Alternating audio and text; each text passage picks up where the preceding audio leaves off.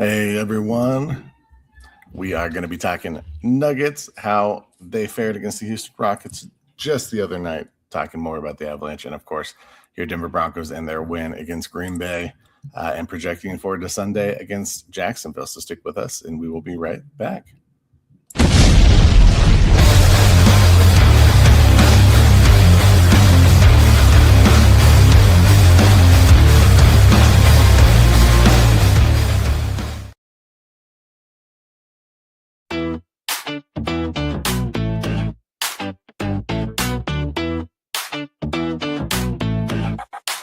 Yo, welcome to the show.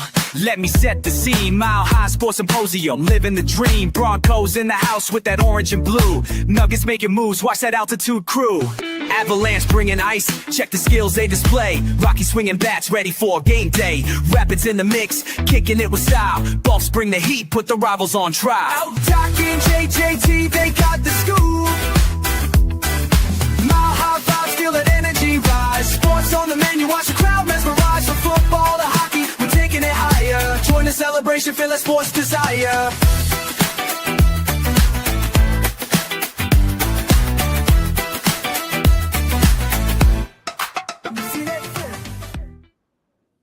Hello everyone, welcome to the Mile High Sports Symposium. I am JT Matthews, one of your hosts, and I'm here with your other host, the Dr. Nicholas Manning. Doc, happy Wednesday. We made it through another week, and next week is very busy. So how are you enjoying your last week before the holiday officially hits? Oh, geez. How's shop? You done?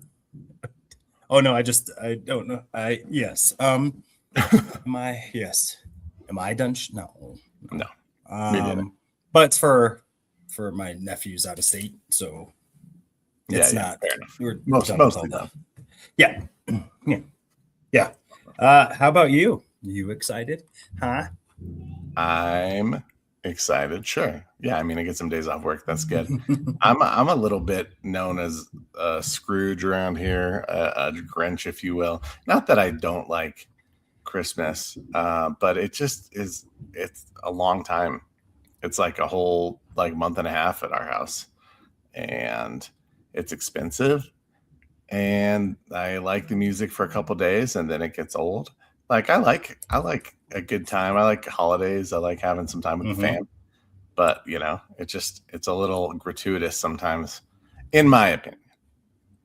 Yeah, I mean it's true. It's true. Yeah, 100%. I mean, it's a lot. We can't all be holiday lovers all the time. It kind of fits my brand, if we're being honest. It's true. You're a Grinchy. A little bit. Grinchy. A little bit. You know what though? And we gotta have some. If you don't have people that are Grinchy, then then everyone loves it. Then there's nothing special about it. Then that's what I think. We're all just. Then it's the thing. I mean, just to be all honest and stuff, I wasn't I didn't have big Christmas stuff. I always look forward to it a little bit, but family celebrations were never the strong suit of my existence. Sure. And so now though, I mean, it's super fun. Just like any other parent, right? It's a lot of work, man. It's a lot of work. It's enjoyable and you're doing it, but really now you're doing it for someone else, which, is good. It's good. Well, good. We got lots to talk about today. We got, and I think, you mentioned wanting to talk about the Rockies a little bit. Do you want to slide some of that in there? You want to say do I? I didn't mention that, and we didn't text about it. But that's true. We didn't. Something you did mention when we watched the game on Sunday. Yeah, just to let me go get a timeline here. Let me help everyone out. We'll be quick. The Rockies. I mean, there's not a ton, but there's they haven't deserved a whole big run. So I'm gonna give a real quick kind of lay of the land here for your Colorado Rockies. So as everyone may or may not know, Bill Schmidt, the former GM who took over for Jeff Bridich stepped down or was asked to go or whatever that was. That coincided with the younger Monforts taking over the reins from Dick Monfort. And first time ever, the team has really looked to go external in their operations, which is just a fantastic thing for all of us because we recognize the futility that has occurred with kind of the mom and pop shop design. So they hired Paul DiPodesto as the president of baseball operations and Josh Burns as the general manager. Super cool about all of this is they weren't in the Colorado Rockies organization. So and a part of good organization. So Paul DiPodesto was played by Jonah Hill in Moneyball. So Paul DiPodesto then went and ran the Browns to varying levels of success, but really helped to archetype, their ability to flip picks and talent for more picks and all of that stuff, which in baseball is a huge get. Josh Burns with experience with the Dodgers. And so just good stuff there. Warren Schaefer is going to hang around as the full-time manager just for 2026. Might be here after, but you know what? It's one of those. This team won't be good this season, so that's all right. But then with that, they went and hired their pitching staff. All of the staff has been from outside the organization, from a hitting coach, former Giants regular, and now a hitting instructor, or was a hitting instructor with the Dodgers, to Alon Latchman, who was a pitching coach who was in Miami, where he really heavily leaned in spin rate analytics, which this organization didn't have. And then they're bringing in Matt Daniels as the director of pitching, who, if you know Driveline Baseball, kind of one of the first privatized, analytic-driven coaching centers for player development. I think was their first full-time employee back when that got kicked off. So, just some cool things to note. Nothing with players and stuff, because to be honest, this next year won't be good. Next year after that probably won't be good, but there's some. They're at least listening and taking steps about being the organization ran by people that know baseball and not people Rockies. And so, and all of them sound like they're excited for the challenge. They're not under any illusions that this won't be the massive task that it's going to be. And so I'm pumped. We deserve it, and for sure. Now we have such a strong appetite for winners, as we'll talk about for the rest of the show. That's right. It'd be nice if it's not that meme with like the 3 scary looking dragons and then that one in the Derby, because this is what we got. And so at least if that is exactly what it is. Not that guy, but even if it's just competitive, there's so many teams that, every 3 years they're a wild card or in the playoffs. We'll take it, Whenever we have the Dodgers payroll, and unless there's a salary cap, we're not going to compete with the Yankees and all that stuff. And you know what? Every handful of years we'll catch a genie in a bottle and make a run, and that's good enough. Just competent organizational fortitude is all we're asking. So that's your Rockies update. Yeah, brought to you I think just having players and prospects to look forward to, I think we've always had some prospects, but it always felt like, I don't know, it felt like we're a farm team for the rest of the league to just kind of take our young guys and when they hit their prime and sign them to big contracts and make something out of them.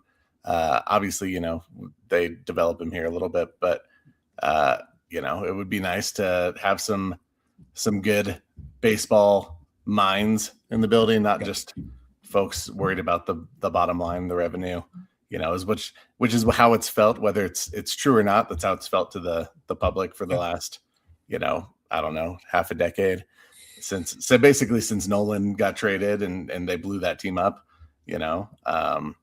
so I'm cautiously optimistic. I'm glad they're making moves. Caution is the you got to be cautious, right? Is the right way. They have a lot to earn. We'll see if Dick can stay out, and if the guys can the younger Monforts can do what they're supposed to. And again, I can only judge them on the move today, and so it doesn't make me forget yesterday. And so right now they have competent baseball people, but they have to let them do their job, and they have to apply resources. Which, the Rockies spent money. They were usually anywhere between like 16 and 10 in payroll, and so it's not nothing. It's pretty good. They just no strategic plan on how to spend it. Couldn't develop their own guys to save their life. If you're drafting the top 10 as much as this organization is, and you have pretty little to show for it in terms of star talent, especially pitching, to not do anything about it for 40 years, we've had pitchers, Kyle Freeland and Germán Marquez in one season, were two dominant NL pitchers, not dominant for being at Coors. Kyle Freeland was top 3 voting in the Cy Young. It's not undoable. And there's strategic ways to be able to help guys out, maximize middle relief. There's just a whole bunch of strategies. Picking one and sticking with it, or even just being amendable to it, but having there be some competence in seeing how the rest of the league does it, which we're the mock, man, the mock of the league. When it's they knew that we were 20 years behind in analytics.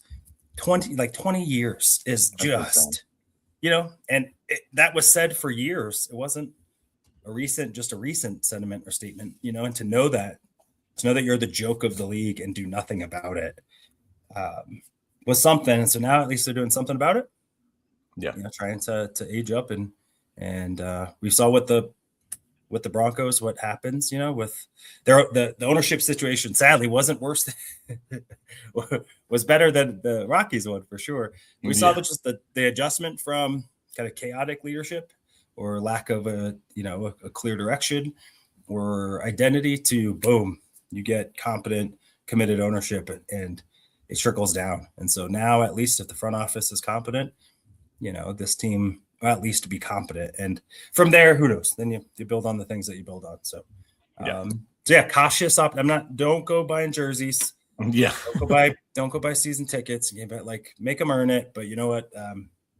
There are steps in the right direction. They didn't just make outside hires; they made some pretty good ones, well regarded ones. So, got to tip the cap a little bit there and pray for the best. So now back to our winners. Yeah, back to our winners. No, I mean we'll be keeping an eye on the Rockies. Yeah. If they do we'll have a lot. The owners' meetings. We got there'll be some player adjustments. We're going to get a lot of youth. We got Jackson Holiday, who probably in a couple of years, him and Charlie Condon are going to be two hopefully well developed now that there's a strategic plan. Right. Stars coming up probably in 2 years, and we'll have an opportunity to really kind of grow with the team and. Hopefully root for some guys for 5-10 years as we watch this ship turn around. So it's more to come. Yeah, more to come. We'll keep an ear and eye out, and we'll be bringing it to you at some point. But until then, let's talk about some teams that are in action and putting up some good numbers. Let's start with your Denver Nuggets. Second in the Western Conference currently, still only behind OKC, and coming off a good win against a Houston Rockets team that was a little banged up. Obviously they're missing Fred VanVleet for the season, but Tari Eason, I think, was out. They have a few guys on the injury report, but so do we, and we battled them at home, and we broke a 4-game losing streak at Ball Arena. For the Nuggets, which, it's nice to kind of get off the schneid a little bit, but also nice to play a playoff caliber kind of game in the middle of December. It's not something that you see a ton of. It's not a cup game. It's just two teams that know that they're at the top of the food chain and are competing to show the other one up. And it was a lot of fun. What was your kind of takeaway from that game in general? Yeah, it was it was gut check a little bit. There were some favorable-ish calls, I think, for the Nuggets down the stretch, which we're not accustomed to. But mind you, Valanciunas and Jokic fouled out of the game. So it's not like we just benefited from the calls. Right. So Ime can whine all he wants, but you and I talked about it. Maybe it was last or a couple pods ago about this team rises to the occasion, and again, to have another opportunity down, right? So you lose Peyton Watson early in the first half, and you're down Christian Brown, Peyton Watson, Aaron Gordon, and still finding a way to do it. Houston is a good team. This is going to be a good series. But right now, you and I were texting back and forth. They got to be like, how do we get over the man? We can't even worry about the Thunder yet. How are we going to get over the Nuggets? Right. Without something drastic, the Nuggets at their best and the Rockets at their best, they're not going to beat the Nuggets, a 7-game series, the way they're currently constructed. And so that's what I took from it. It was a team that got recalibrated. The best players looked their best. Nikola Jokic was just another near 40 point, 18 and 15. The guy's like a walk-in NBA street game. He just like Ice Cube said, man, he just messes around and gets a triple double. Yeah. And then the last, we'll go over the last 10 games. They're shooting 53% from the floor, averaging 125.6 points a game, first in the NBA, 29.4 assists per game, fourth in the NBA, 44 rebounds, 14th, which you're losing Peyton Watson, you're losing Aaron Gordon, right? You're already kind of a team that gets rebounds, but not really. But the one area that I still see a concern, which was my issue last night. Was it last night? Night before? Yeah, let's go. Okay.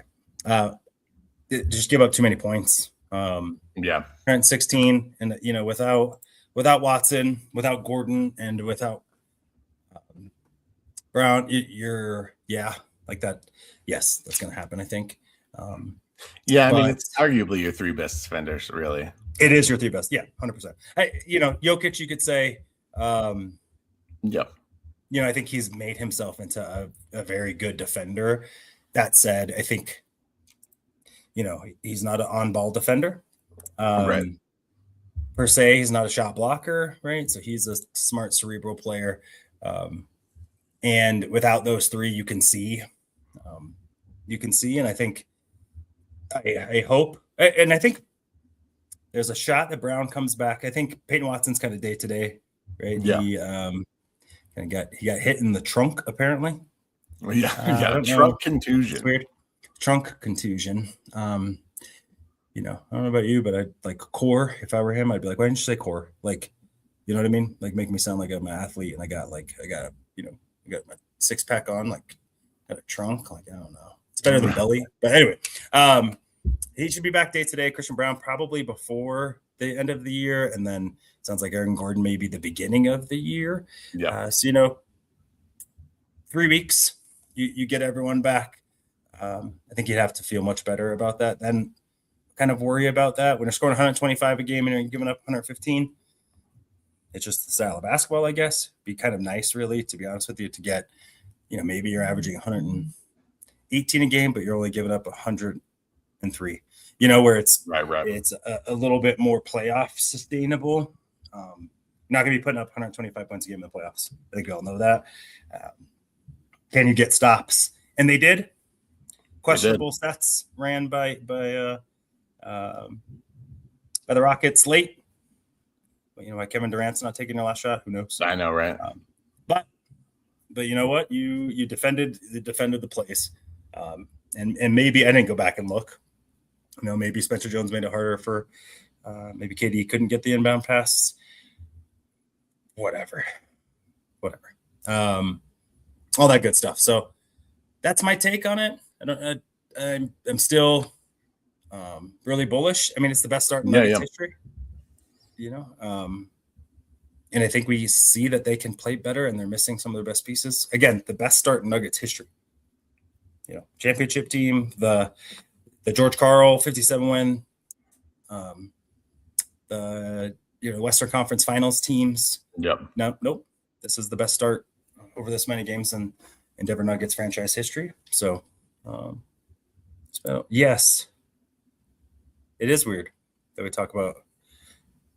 But I appreciate though that you are referring to me as a grown ass man. I'm not. That's great. Yeah, we appreciate that. You know what I mean? Like, also, I am care about the average working man. We just, they don't. I literally am the average working man, and most of my day jobs that pay me are me fighting for the average working man. That's do awesome. Some podcasts with the organizations that I work with. So if you want to follow those and hear those, you can for sure. They're Sizzle and Steak Steve. But you know what? We get a cope every week for 1 hour, JT and I. For sure. And get to take a mental break from being good dads and professionals and husbands to talk about sports. So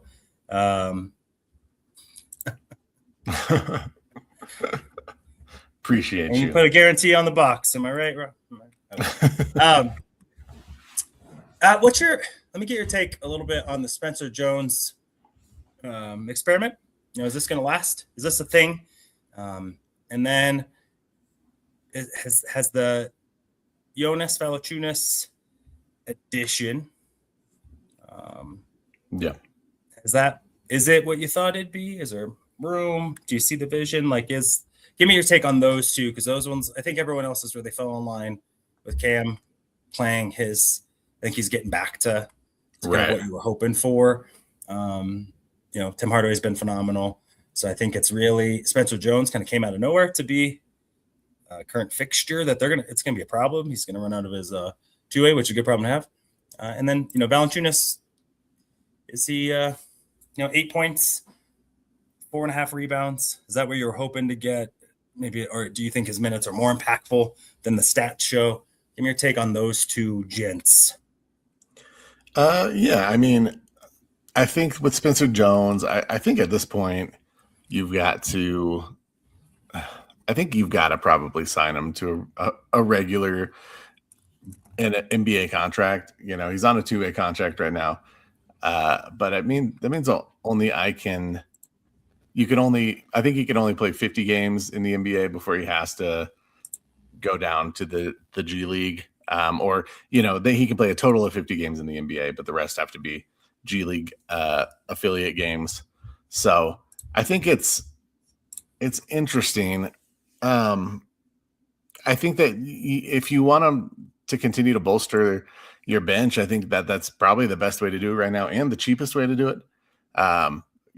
Signing him to a regular season contract, even if you give him multiple years, is not going to cost you very much.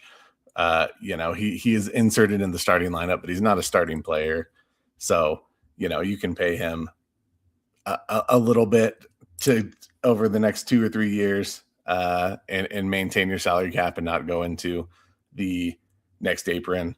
And I think it just makes sense. They've had an open roster spot for a while. I think they have been kind of, holding on to it, seeing what happens. Maybe for this exact reason, maybe they had hopes and dreams that one of these D League guys would end up kind of graduating to the regular season roster. And I think this is the opportunity for them to do that. I think, he's a great player to have in situational sets, especially for defensive purposes.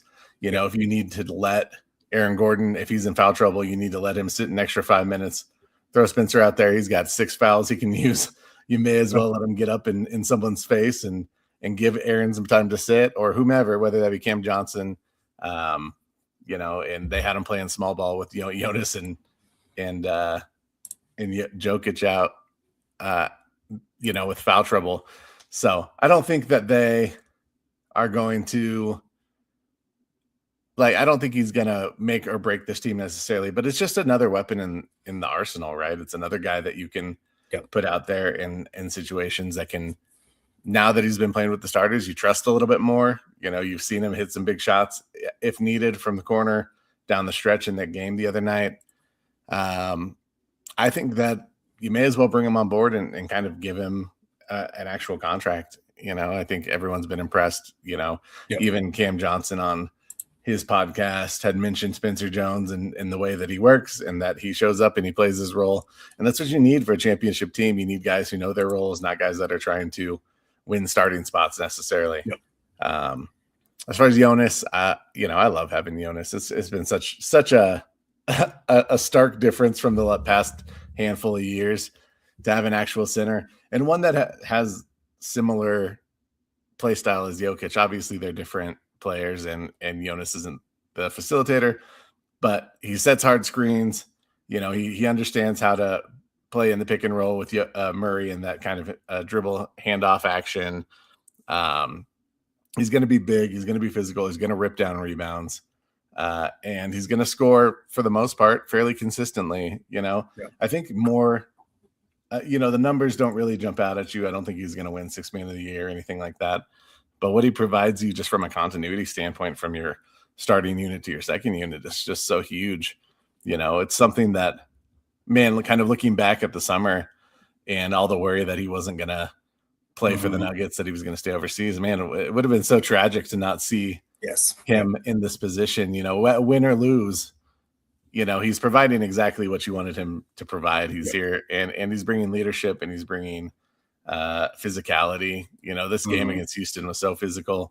And even though he fouled out fairly early, he understood the assignment. He understood that he had to be in the paint. He had to be physical. He had to run guys. Guys had to run into his screens. He had to make contact. And ultimately, I think, it's been nice to see these guys grow. Spencer to flourish kind of with the injuries that have occurred so far. And this team is just, they're slowly getting better week by week, day by day, whether it's your starters or not. Let me give you Jonas's points, because you hit on the head of or I'll just give you a quick synopsis of his. So 13 minutes a game. Okay. So he's averaged over the last 6. So 9.3 points a game, 8 points, 15 points, 8 points, 8 points, 9 points, 8 points. Yeah. You can book it. You might get a 15er in there, but he's only playing 13 minutes and is averaging almost 10 points a game in those minutes. And so, even for the month of November, 12.9 minutes per game, 8 points. And that's pretty damn efficient basketball for a guy to come in. He's going to give Jokic 12 minutes of rest. Maybe they overlap, maybe they don't. But, you can count in those 12 minutes, he's going to contribute 8 points. That's, and let's be honest. Obviously, Sucha's at a high clip. He even shoots threes at a pretty high clip. Is proficient enough from the free throw line to not be a guy that you can just hack and then let him miss it at the free throw line. And so, just to your point, is just how nice is it to have that's again the best backup center that the Denver Nuggets have had since Nikola Jokic was the backup center, which was the Mary Jokic. That's why I celebrate it, is because that's the first day that he started. I said a bunch. That's super exciting. And then you go to my boy Timmy HJ, same thing. You can just bank on 13 points, 11 points, 14 points, 17 points, 11 points. Yeah. Consistency's been huge. The best part. And they just haven't had it, right? Haven't had it for so long. And, and even the fact that it was banked on, not only would it be bad, but then it's how bad. And now what you're going to get from the guys you're going to get, and just have no doubt that Adelman is just so. That's just how nice is it to know when you put guys in, when I'm making my rotations, when I'm getting the flow of the game, I know what I'm going to get from guys. That has to be just, especially your first head coaching job. Yeah. Michael Malone didn't have that his entire time here. Maybe that was his fault. He did not. Apparently, maybe. But he didn't have it. So, I think love me some Nuggies right now. Love them. Yeah. Just on the Jonas thing too. I think we all know he's probably a starting caliber, maybe not a top end starting caliber center, but he doesn't have to come here and play 13 minutes a night. He could make a fuss about playing only 13 minutes a night, but I think he understands the situation. I think he's in a point in his career where he was considering not being in the NBA next year. He's got family, he's got things that are more important to him necessarily than playing in the NBA. But he's just a guy that has a high basketball IQ that can come in, fill in that space, give you quality minutes, and he doesn't make a fuss about it. And it's nice to have a team that, it's kind of has similar feels. I won't say, feels the same as the championship team, but everyone's pulling the same direction and everyone feels like they're on the same page. And when you hear them in media, you don't hear disgruntled guys. You hear guys who have a common goal and are pretty united in what they're doing. So let's keep it rolling. Let's see what happens. But this team is fun. This team's, enjoy the Jokic prime while you can. It's still amazing, it's not going to, I don't know. It's just something that you could easily take for granted. Check X and see the stat lines and be like, oh, wow, another good game. But until you're watching it, you don't realize how special it is. So make sure you at least check out some Nuggets games. If you're not primarily a basketball fan, you got to watch the GOATs while they're playing. Yeah. Unicorn. You won't get one like this again. Yeah. The next time, they may not be on your team. You got a Wembanyama who's a unicorn, but he's not a Nugget. So enjoy them while they're in your city. 100%. Well put. Transition quickly to the Avs. I don't think we have a ton to talk about with the Avalanche, but a little bit here. They're super good. Yeah, super good team. Super good team that just keeps a little bit more space between them and Dallas. We had talked about that just being a bit of a concern, seeing them leg that out a little bit. We're able to really gut check in Seattle last night. Yeah, it was a tough one. In the third. Just again, it's similar to the Nuggets and the Broncos. We'll figure it out. We might not have all of our guys playing at their best at the same time each game, but we got guys that'll figure it out. Nathan McKinnon again, showing why he's at a different level this season, and 2-7, 24-2-7, 55 points in 26 games is just the pace is insane. It's insane, and love it. Yeah, love it.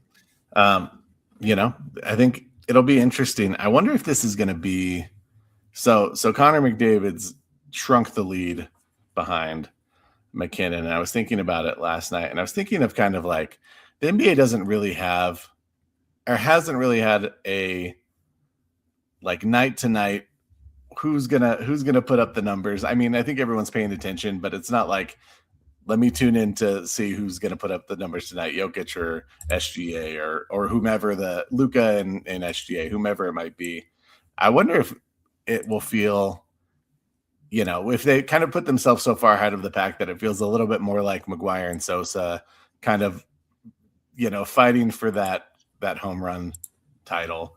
Like, I wonder if it'll feel like that, at least to hockey fans. I know it's not going to be the same kind of fanfare. Sure. As that kind of race was, but just kind of that these are the two guys, they are kind of vying for the top spot right now. And every night, any of them's liable to go off for 3, 4, 5 points. I wonder if it'll have any of that feel or tend to have that any additional fanfare around it, create a little bit of rivalry between the two clubs, even though there already is some. Yeah, I mean, you got to love it, man. I mean, it does feel that way, and it's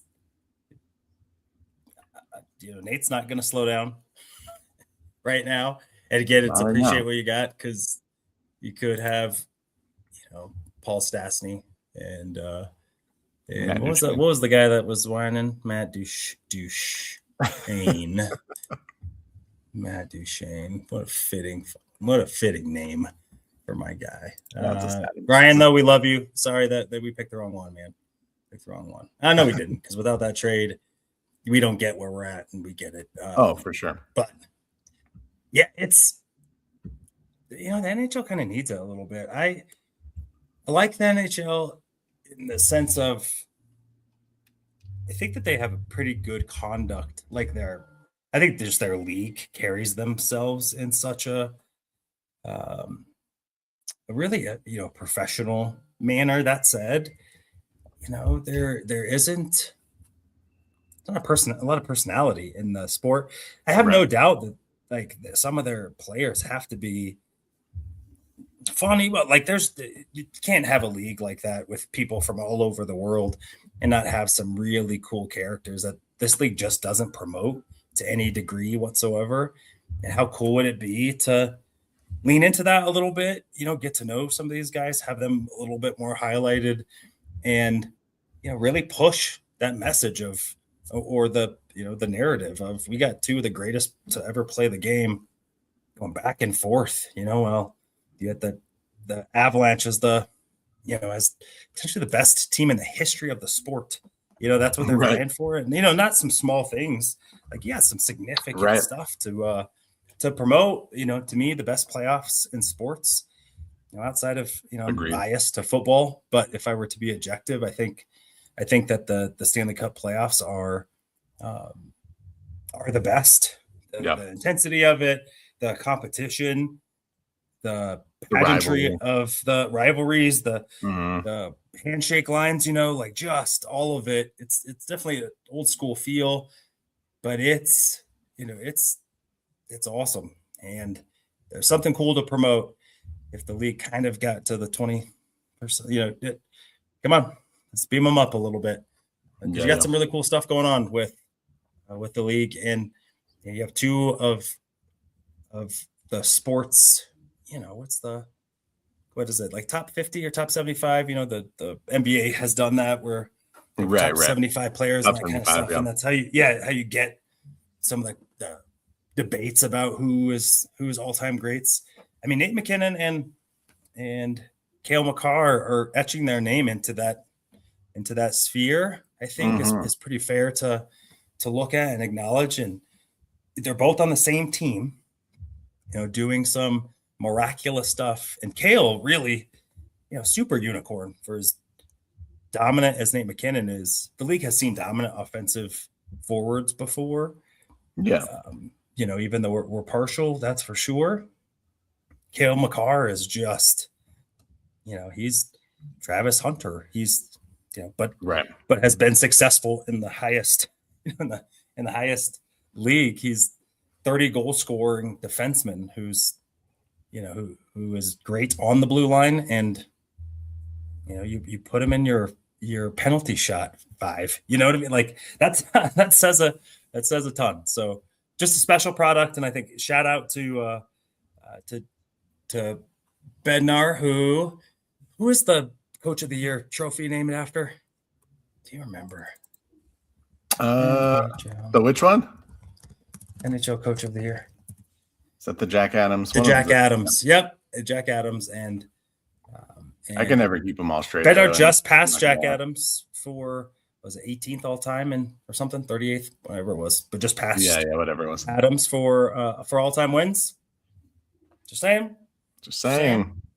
I think it'd be a very, very appropriate thing for Bedsy to be able to hoist that. He's done a great job. And even us, we were, if this team doesn't get you there, is it time to kind of turn the page?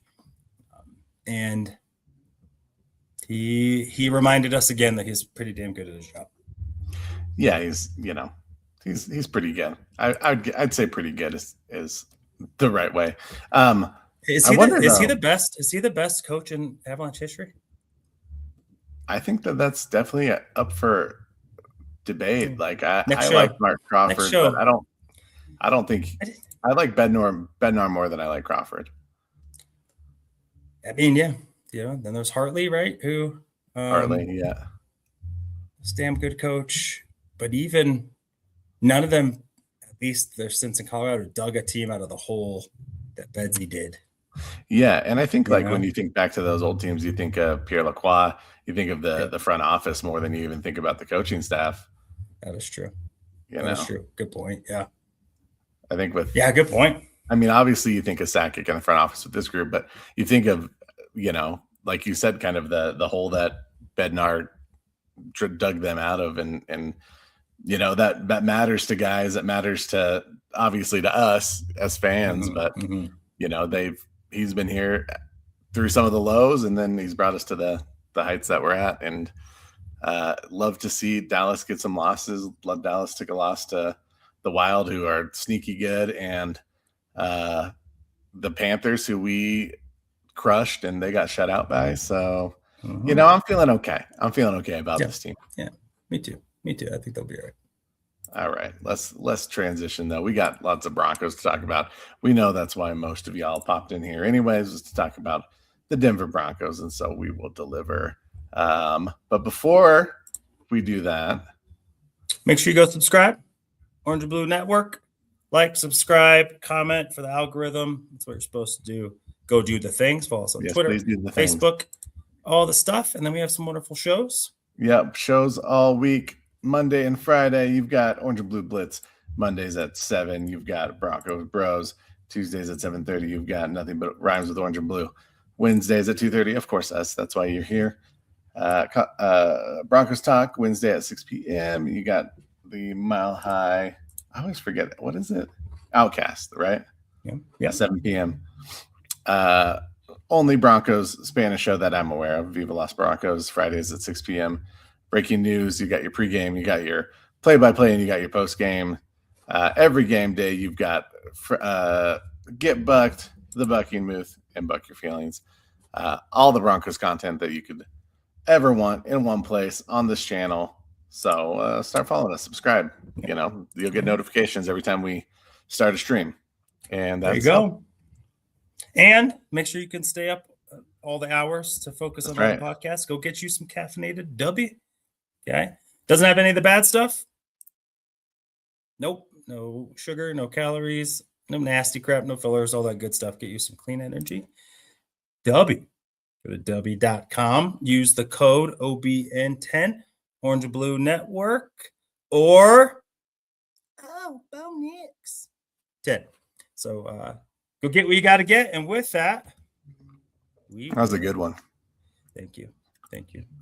We're going to holiday out because you know what? My man Johnny worked super hard on the script. Ooh, I liked it. Yeah. So we back. So I heard that we have a pretty good NFL team in this area. I've heard that. I don't know if you knew this, but I've heard whispers. You've heard whispers. Well, the whispers are getting loud. They're getting pretty loud. I had the Broncos winning on Sunday. Did you? I forgot. Let me go back to this. I don't think I did. You did not. You did not. It's just my mathematical brain trying to tell me that it's an impossibility to win 11 games in a row. But logic doesn't need to enter in here. It has to do with what's on the field and our fandom. And right now, it's just being rewarded left and right. So the Broncos, I don't think, have released their newest injury report, or maybe they have. At least our friends over at Broncos Wire. So John Heath for SI Denver. It sounds like we did have RJ Harvey, Pat Bryant at practice, which was a good sign. Justin Strnad did not. So the only healthy linebackers right now are Greenlaw, Singleton, and Jordan Turner. But Lavelle Bailey on the practice squad, etc. And the team added Cody Schrader. Cody Schrader, you might ask, who is it? Was a running back. Or let me see, is a running back. Undrafted. Was drafted and claimed, or initially by, is it the Rams first or the Jaguars first? Either way, but has been in Jacksonville. So shocker. That he might be somebody who the Broncos tabbed when they're about to play Jacksonville. But it's something to note that Cody Schrader is on the 53, and so a college free agent initially out of Missouri. Was a statistic marvel, but he's undersized, 5'8", 202. So interesting that's the guy. I mean, about the same gets brought in. Same measurables as RJ. I mean, it's interesting because Sean Payton usually has a type, and usually it's 5'11" to 6 foot, 210, 220 pounds. Even if you look at Alvin Kamara is like 215. You think that he's a small back because he's shifty, elusive, but he's thick with 2 C's. So that said, Cody Schrader is going to be on the 53. So coinciding move with losing Brandon Jones at least for the next 4 weeks. I would be shocked if he even is able to come back. Kind of immediately got ruled out, and so wouldn't be shocked if he doesn't make it back. So that's kind of the news and notes we talked about last time. Ben Powers' window to return is back. I am absolutely now in favor of Ben Powers being immediately inserted into the same into the starting. You were pretty smart about it, and I was like, I don't know. Palcho plays pretty well. Watching him get blown up and run plays. The run, or at least just not dominant. Well. And when you got Cody Schrader on your, he's probably gonna get the rock at some point. I don't think you sign him if you don't think he can handle it. But Ben, you gotta come back. And this is a week against good defense that they got to ball out. So where should we start? Should we start with Packers? Let's start with this because I pulled it up on the screen here.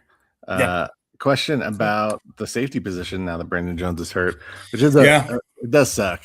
He's been a really good player for the Broncos the last couple of years. He's been consistent.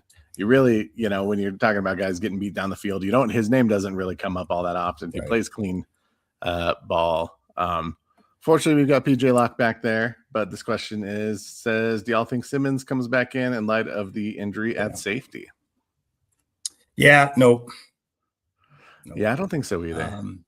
He doesn't. There's behind the scenes stuff, but him and really kind of a lot of the outgoing leaders of the team, and it's kind of shocking actually that Courtland Sutton was able to hang around. I think it goes to show what Peyton thinks of Courtland Sutton, because the leadership from yesteryear, even though I think Justin Simmons' work ethic, his I think that Justin Simmons is probably a phenomenal leader, but their style or what they learned, especially kind of the bad habits in nature, led to a team that was terrible, that didn't have internal accountability. And I think with where the team is at, Sean Payton doesn't want to go backwards. I think bringing in a guy like Justin Simmons takes you back. And I think that there was enough friction, probably, especially if Justin was pro Russ or I don't know, whatever that might have been. And so I think that there are personality misalignments with the two, or at least maybe there's some run-ins. And so with that, I don't think it's about the player. I think it is about the personality, not the person, because Justin Simmons, from all accounts, is a wonderful human. But I think they turned the page, and so I don't think that is something that they'll look at doing, especially when they have PJ Locke, who was a starter and would have been a starter if the team didn't feel like they could significantly upgrade, which they didn't. Hufanga is playing at an all-pro level. I mean, that really was the reason why. If not, they would have kept that money and utilized something else to get Hufanga to be able to mix and match. I think was a no-brainer. Yeah. So it wasn't that PJ didn't play well enough to continue to be a starting safety in this league, which I can guarantee next year he will. So you got to feel okay about it. Definitely different skill sets, though. PJ is a downhill. Yeah. Hufanga can play back, but both of those guys excel moving up. So to me, football sense, it would make sense for Justin Simmons, who's kind of a deep third guy, to be here. But I think with the other stuff, it's not going to happen. Yeah, I think the same thing. And I think more, like you were saying, it has more to do with kind of moving forward as opposed to kind of living back in that last regime. Not that I think the fans love Justin Simmons. I think he'll be a beloved fixture here. He'll be remembered fondly as definitely one of the better, if not the best player on some of those really bad teams. But man, I mean, this team is completely different under Sean Payton. And, I think that they value different things. They're used to a certain type of energy and atmosphere in the locker room. I think it's hard for guys who have been there and feel like they're kind of the OG of the place to adapt to something new. Not necessarily that Justin couldn't, but I think that you're moving in a direction that's forward and not backwards. Yes. And I think you're moving in a direction that's a little more youthful and a little less set in their ways. Guys that are coachable, guys that are fighting tooth and nail for a winning spot, that aren't going to if that are going to fall in and fill their role, whether that means their starter or their special teams guy or whatever. I think if you add a guy like Simmons, there's an expectation that he starts, and then maybe that's not the best move for the team. And so you've got PJ Locke, you've got guys back there that can fill that role right now. Yep. And I think, the next guy they add as safety, if they do, will be a depth piece, and there'll be a guy that you can bring in case one of those guys in front of him goes down too. But let's talk about the win against Green Bay. Probably what most people are saying is the best game of Bo Nix's career. I think I would agree with that up to this point. Bo looked great. Bo looked great. The offense looked great. It's something that we've has kind of eluded us at times this season, kind of a full offensive game plan that felt like it came to fruition. Give me your thoughts, just kind of on the offense that we saw out of Bo Nix and kind of what you took away from that moving forward, if anything, and then wax poetic a little bit about this game. Well, again, I called this game correctly. So we all know who knows ball here. That said, I have picked the Broncos every week and was wrong twice. So we'll digress. To me, offensively, what you've seen, and really outside, kind of the second half of the year, let's rewind a little bit. Just like last season, Bo Nix started off really rough first couple of games, started sacking some wins. Last 8 games was the offense. Facts. You did have them. Yeah. Yep. You should know we played the Cowboys. That's true. Boom. That was a good one. And so it's interesting that he has played better since J.K. Dobbins has went out. I think he is a guy that plays his best when his best is needed. He isn't a garbage time stat compiler, right? He does what needs to get done to get the job done. I also think maybe this coincides with the Dobbins injury and Sean Payton probably saying, all right, man, like just go do your thing. Probably a little bit of that let up, in my opinion. What I also appreciated is the offensive line and the way that them and Bo Nix work in concert. So really, really good Packers defense. Let's give credit where credit is due. You got 0 sacks on Bo Nix. And, the times that he was pressured, he was able to escape the pocket, get the ball out, or make a play. I saw Ryan Clark attribute to the reason why Micah Parsons blew out his ACL is because he had to work so hard all game.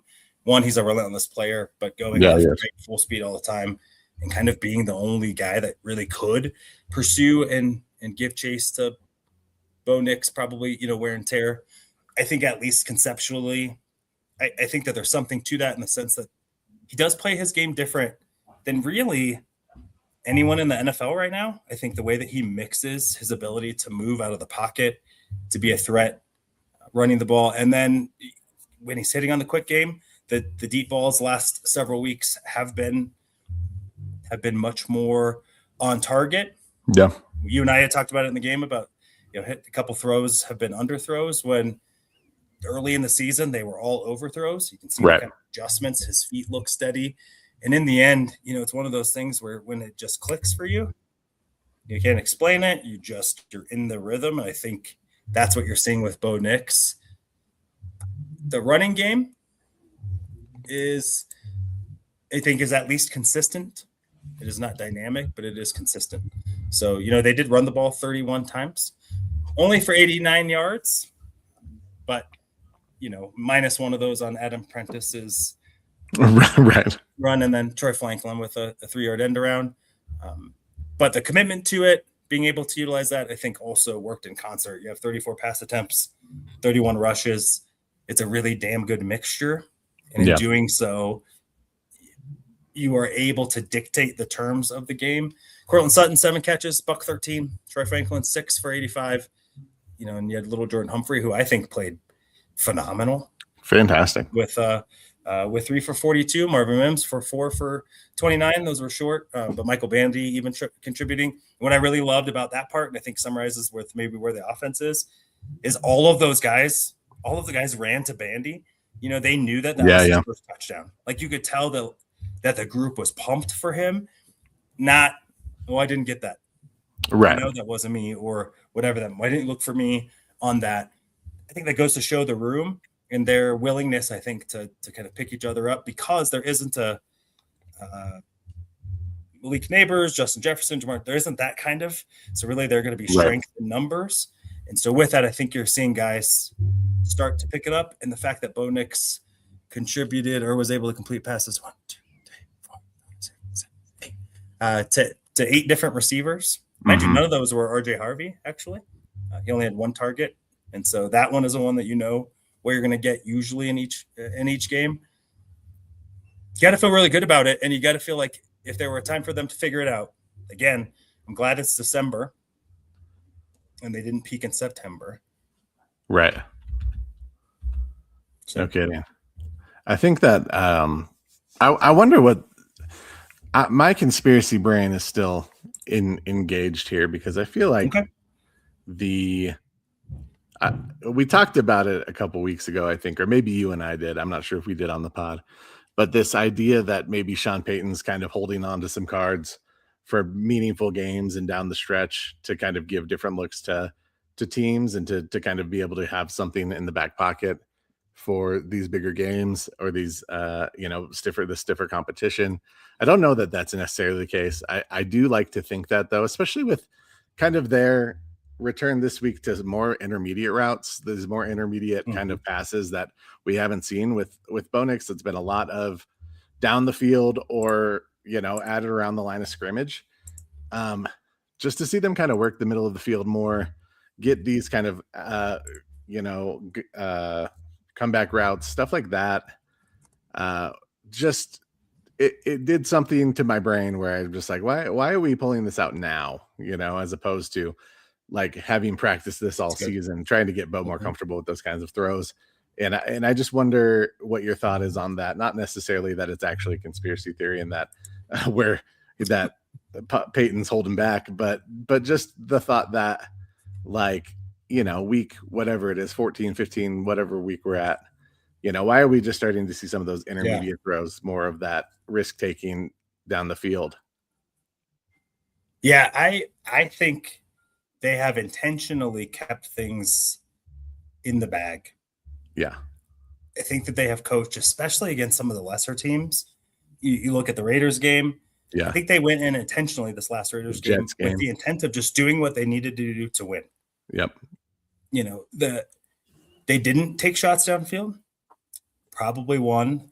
The Raiders did a good job of playing deep and making you take it. But the fact that they knew that they could win, and really in dominating fashion, the score doesn't indicate the level of domination that was the Broncos Raiders game. So they didn't need to. Right? We don't need to go in our bag against the Raiders. Let's save some of that. Let's save some of those concepts for a much better defense. And even that, I think that there are still some more things in. I think the comfortability in Bo Nix and being able to keep his feet in rhythm, because most of the time over the middle, it's really going to be some more timing, making sure that you're seeing the window the same as your receiver, because it's more congested.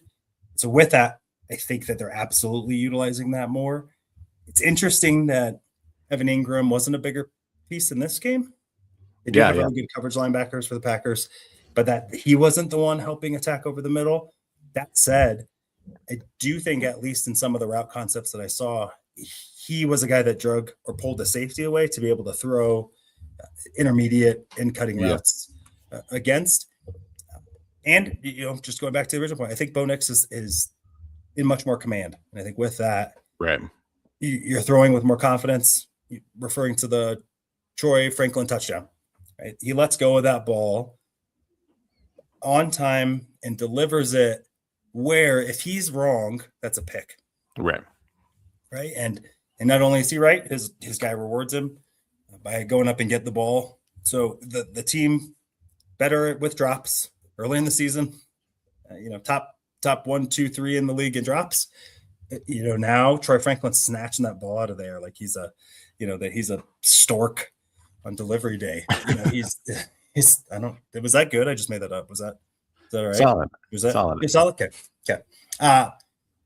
To me, it's a Bo Nix thing, man. I wish I could tell you. No, I don't actually. I'm. It's not fanboying. I think it's when you're watching really elite quarterback play, you have to acknowledge it. And that was, even the picks or even the throws that could have been picked weren't, because he threw the ball on time and accurately. And so they weren't intercepted. He didn't hit. There weren't a lot of throws that just hit guys, the other team in the chest. Maybe there was one. Maybe. But the almost picks were because he fit it in the window. Yeah. That Lil Jordan Humphrey touchdown. Yeah, exactly. And for a guy like Lil Jordan Humphrey, 6'4", it's not like he's throwing it to a 5'6" receiver in the low left pocket. That rollout that he had to the right to then throw it back across his body, it was either to Lil Jordan or to Troy Franklin. That was, looked to be a dead roll. And then they get 9 yards out of it because he anticipates because of the leverage in the corner. I think that's Troy. But Troy, yeah, that's what I think too. Yeah. That's next level stuff.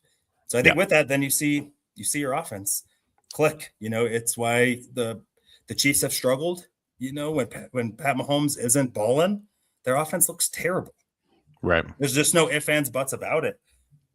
When Bo Nix wasn't playing well, the Broncos offense, even with J.K. Dobbins playing really good football, right, rushing for 100 yards against the Eagles, they didn't pull away in that game until Bo Nix turned it on and started playing elite football in the fourth quarter. So, for as repetitive as it is, probably lame to say over and over again, it's a quarterback league, right? And if you got a guy, if you have one of those guys, you have a chance to win every game.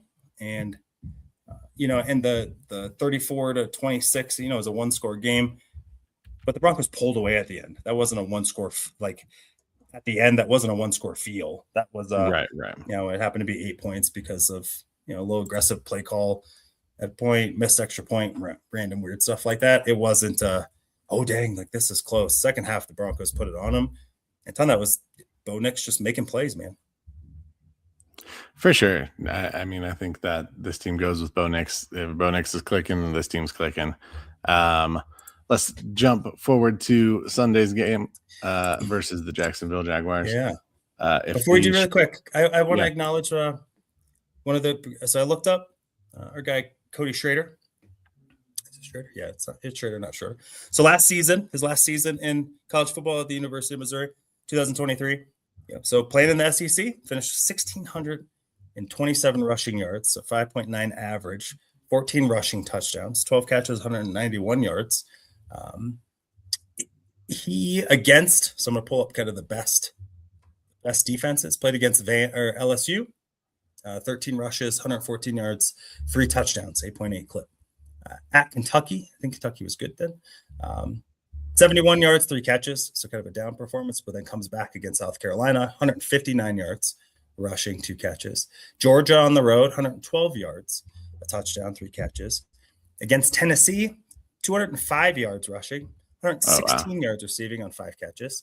Then against Florida, 148 yards rushing. Arkansas on the road, 217 yards rushing. And then the bowl game against the Ohio State in a win, 14-3 win for the Mizzou Tigers. 29 rushes, 128 yards, and a touchdown. So he at least is a dude. It wasn't a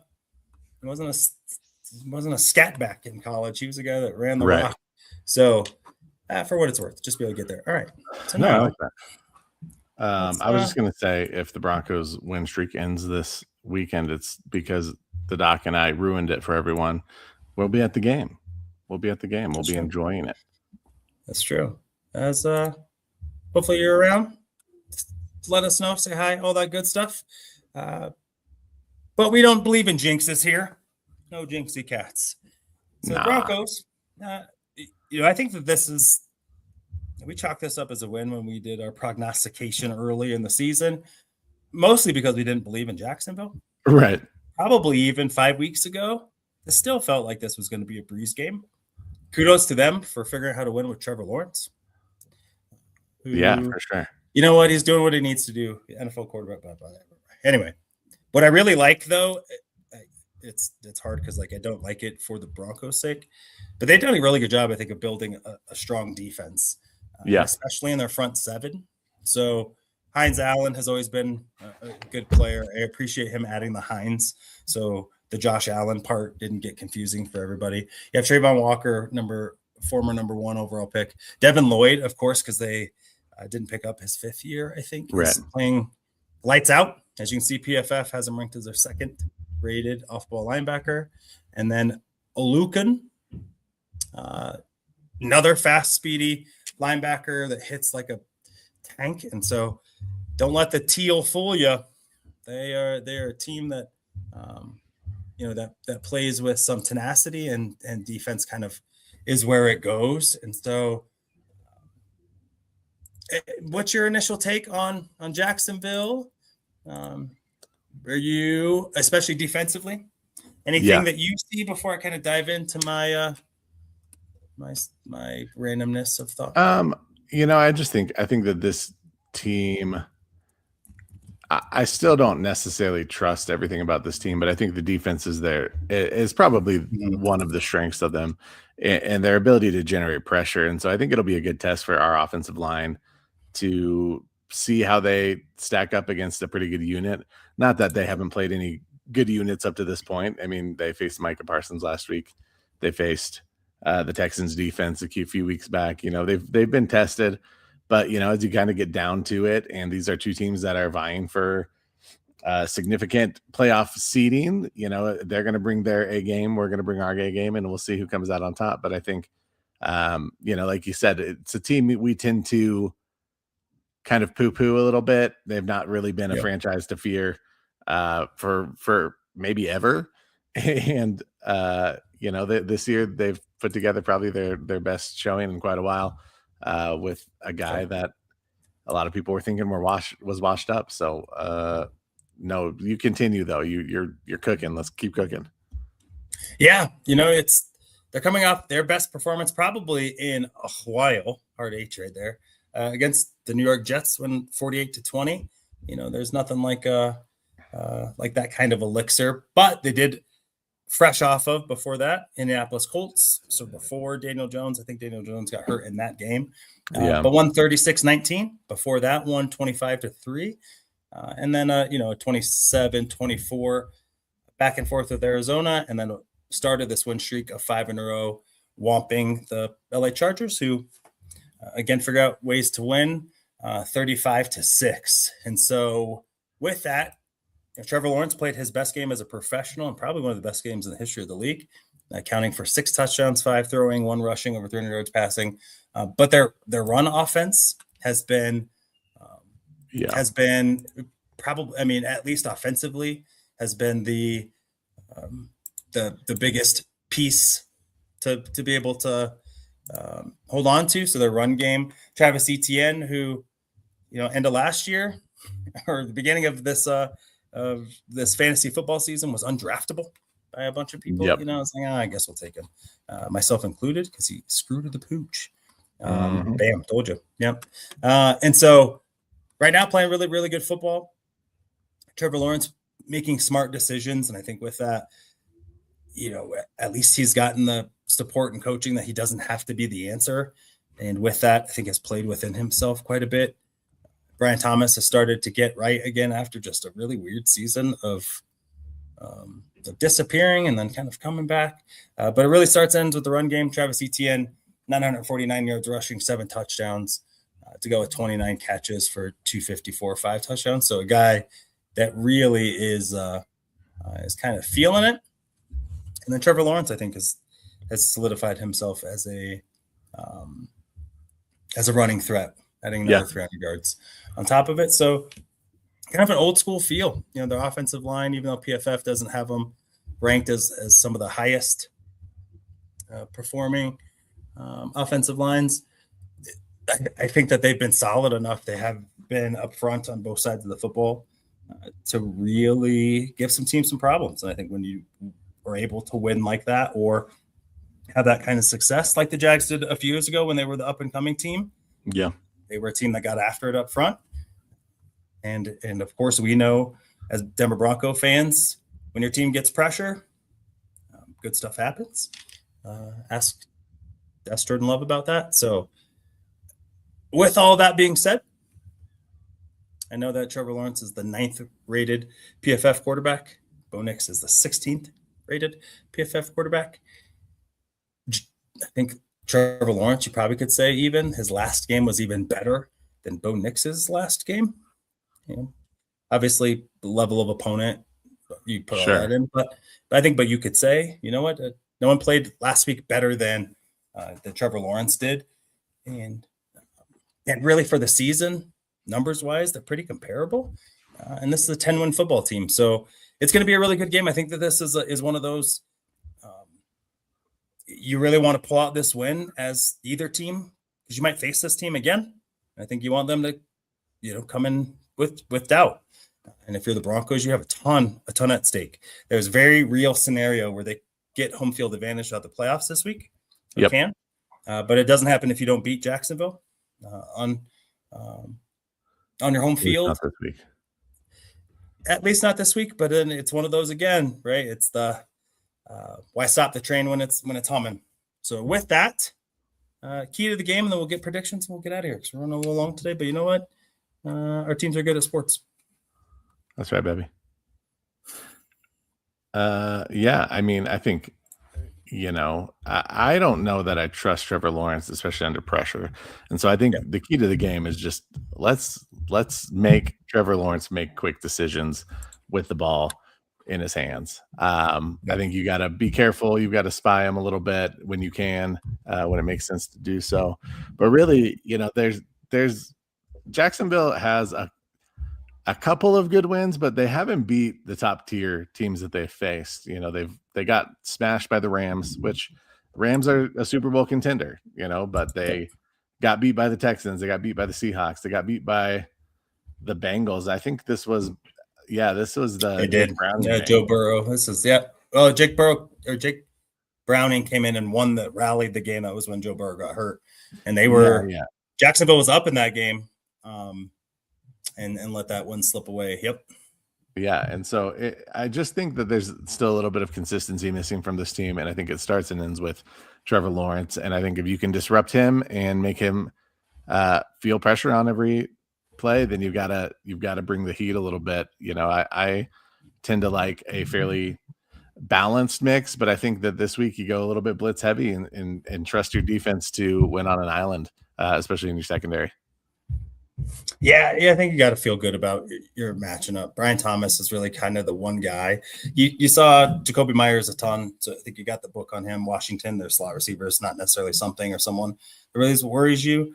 Brent Strange is a good tight end, and so that's something to be mindful of. But in the end, I think if you stop the run game, you have Trevor Lawrence be the reason or forced to be the reason. I think you put yourself in a really good position to win, just like the Packers, right? If you start reducing the run game, which Trevor Lawrence right now has not built or hasn't been this season to drop back 40 times and beat you. And so with that, I wholeheartedly subscribe to make Trevor Lawrence be the guy to beat you. I also don't trust that offensive line in terms of their ability to communicate in a loud environment like they're about to get, and they're coming from sea level. And to mile high against against a team that gets after it. So defensively, I like the Broncos' chances. Offensively, the Jaguars struggle in their pass defense. Their secondary is mid, as the kids say. And I think if you were able to do this against a Packers team who's much superior defensively, I think Bo Nix should eat. And with that, you know what? I'm going to go prediction. I'm going to go 28-17. I think this game will start out competitive early on, and then I think the Broncos will pull away. I think the sack masters will be back, causing some ruckus. Yep, I like it. I'll go with. I'm also going with the Broncos win. I picked against them last week, and I don't want to make that mistake again. So I'm going to say Broncos 24 and Jags 17. I think that this defense is good enough to limit Trevor Lawrence, and I think that this is an opportunity for them to kind of bounce back a little bit. They've had a couple weeks where they've allowed a lot of yardage. They've allowed not necessarily a ton of points, but more than we've been accustomed to start the season and midway through the season. So use this as a bounce back game. Make this a statement game. Clinch home field. Well, maybe not clinch, but get one step closer to clinching home field throughout the playoffs, and do so by beating the team that's right behind you in the standings. So I'm excited for this one, to say the least. Yeah, it'll be a good one. And with that, we appreciate you all. Why don't you close this out, JT? Yeah, let's close it out. We appreciate you all being here. Just kidding. I was like, damn. Cutting it early. No, but we do got to run. We appreciate you. We'll see you. We probably won't be here next week, but I don't know about the following week. We'll have to talk about it. But look at Twitter for updates, and we'll let you know. But otherwise, be kind to one another. Be safe out there. And if you need a sports prescription, ask a doctor. I got you. From football to hockey, we're taking it higher. Join the celebration, feel that sports desire.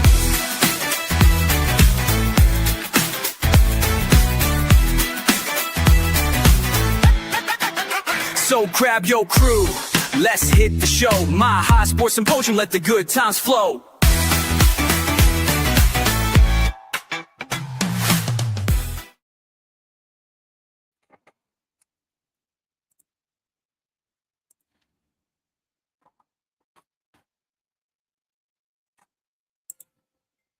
From football to hockey, we're taking it higher. Join the celebration, feel that sports desire.